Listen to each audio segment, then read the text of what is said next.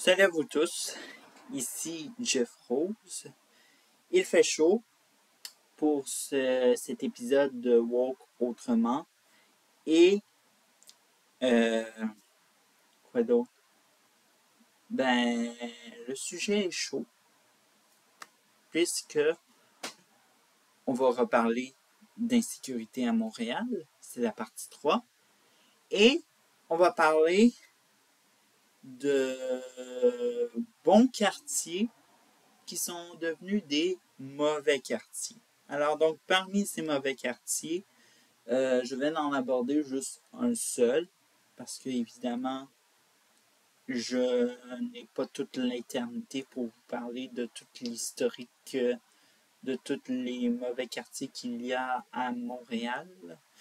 Bref, alors, c'est parti. Alors donc, le mauvais quartier que j'ai choisi, c'est celui le plus récent, celui qu'on a beaucoup entendu parler dans les nouvelles. C'est le quartier Le Village. Pour tous ceux qui ne sont pas familiers avec Montréal ou encore qui n'ont jamais visité Montréal de leur vie, sachez que Le Village, c'est le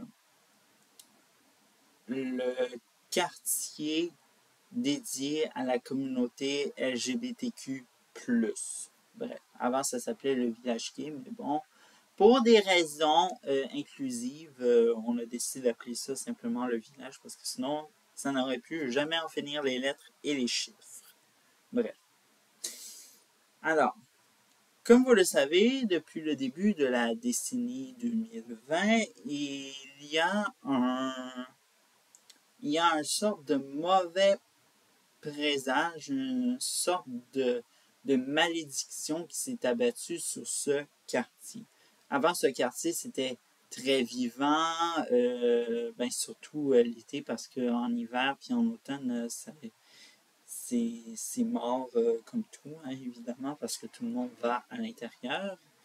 Mais bref. Alors, pendant que il y a eu, comme vous savez, le virus en C, eh bien, tout ceci a commencé à mourir périodiquement. Et je dois vous avertir que c'était déjà bien parti en 2019 que lorsque est arrivé en 2020 le virus en C.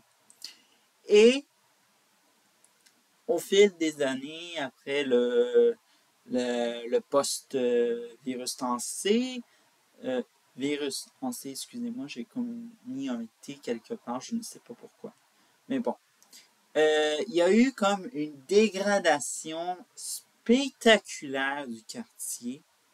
On a retrouvé principalement des itinérants qui sont toxicomanes pour la plupart.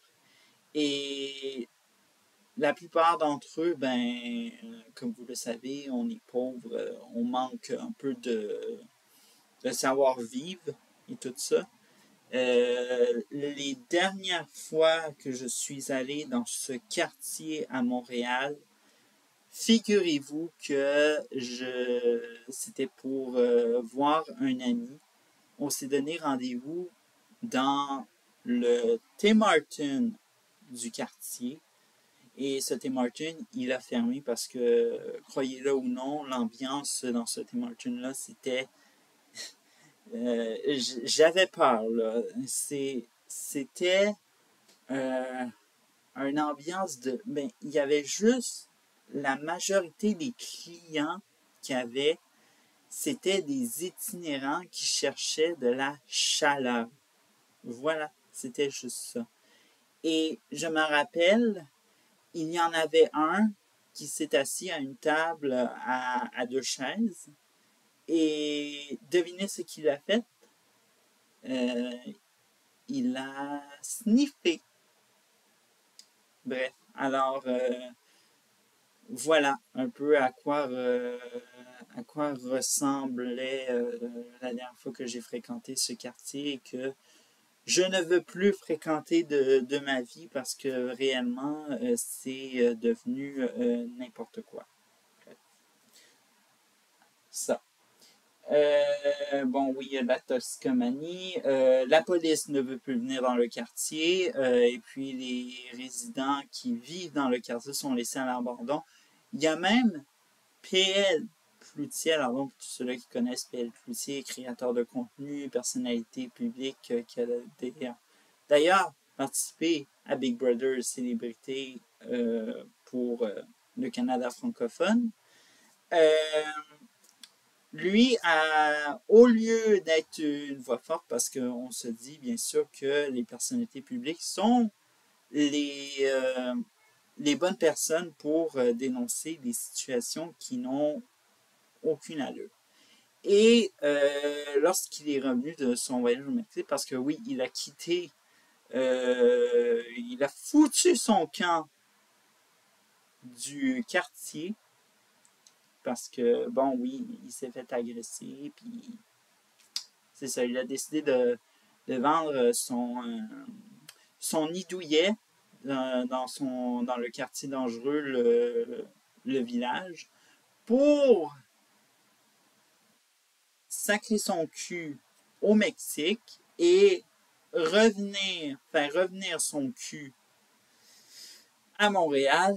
Et ensuite, je lui ai dit en commentaire, ouais, PL, ça te tentait pas d'être un petit peu proactif sur ce qui se passait? Puis en réponse, il m'a dit, je ne pense pas être la bonne personne pour dénoncer cette situation. Vous voyez très bien la solidarité qu'il y a pour sauver un quartier lorsqu'il est... et puis, on sait que ces personnes-là, d'à peu près moi, comment je le vois, c'est quelqu'un qui a voté Valérie Plante, qui a voté, bref, tout ce qui peut être gauchiste dans le quartier. Alors donc, Manon Massé, euh, Steven Guilbeault, si je me souviens bien, si la circonscription de Laurier-Sainte-Marie intègre le quartier, le village. Bref, alors, ouais, voilà. J'ai fait mon pseudo profil de PL Cloutier, mais bon. Euh, Vraiment, je tiens à vous dire que j'ai mal actuellement. Parce qu'il faut savoir que la rue Sainte-Catherine, qui est un peu l'artère principale du quartier, plus on va vers l'est, plus que c'est mort. Parce qu'il faut savoir que dans l'histoire de Montréal, on a voulu revamper la rue Notre-Dame et on a dû démolir des maisons plus à l'est. Et ce qui s'est passé après cette démolition, c'est que il y a la vie a, disons-le, c'est devenu fantôme. Et encore aujourd'hui, c'est encore fantôme. Alors, selon moi, je pense que l'administration actuelle à la mairie de Montréal veut faire subir le sort de ce qui se passe actuellement dans l'extrémesse du centre-ville. Alors donc, l'extrémesse, c'est mort et puis plus on va à l'ouest, plus que c'est vivant et puis bref. Alors donc, ça donne un petit portrait pas très reluisant du centre-ville de Montréal. Mais bof. Je dois vous dire que en tant que homosexuel, j'ai mal pour mon quartier, mais j'ai tellement honte de vivre à Montréal. C'est incroyable. On, on laisse un quartier à l'abandon, puis la seule chose que la mairesse nous dit, ben, il faut faire de la mixité sociale. Ah, il faut des spécialistes pour on veut pas des spécialistes, on veut pas de mixité sociale, on veut juste que notre quartier soit beau, propre, qu'on s'occupe de nos itinérants, qu'on les déplace dans des refuges où ils n'ont pas des refuges où ils ont leur place. Le village, c'est pas un refuge pour sans-abri.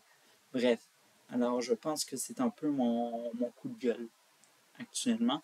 Et j'aimerais dire à toute la communauté LGBTQ+ de Montréal, ne votez plus pour Valérie Plante. Regardez qu'est-ce qui se passe actuellement dans le quartier, le village actuellement. Et puis en plus, c'est l'été. On va accueillir, comme vous savez, Fierté Montréal et le quartier va grouiller d'activités. Et qu'est-ce qui va se passer? Bien sûr, les organisateurs vont s'arranger pour se débarrasser, bien sûr, de la vermine. Et puis, bien sûr, mais bon, comme vous le savez, c'est une méchante gang de gauchistes qui vivent dans ce quartier-là. Et ben, la majorité, parce qu'il y en a une minorité qui sont sérieux, qui veulent voir ce quartier vivant, mais bon, bref. Alors, tout ça.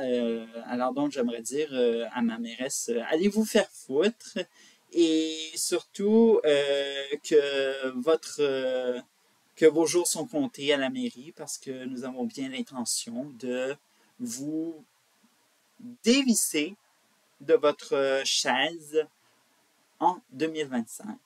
Bref.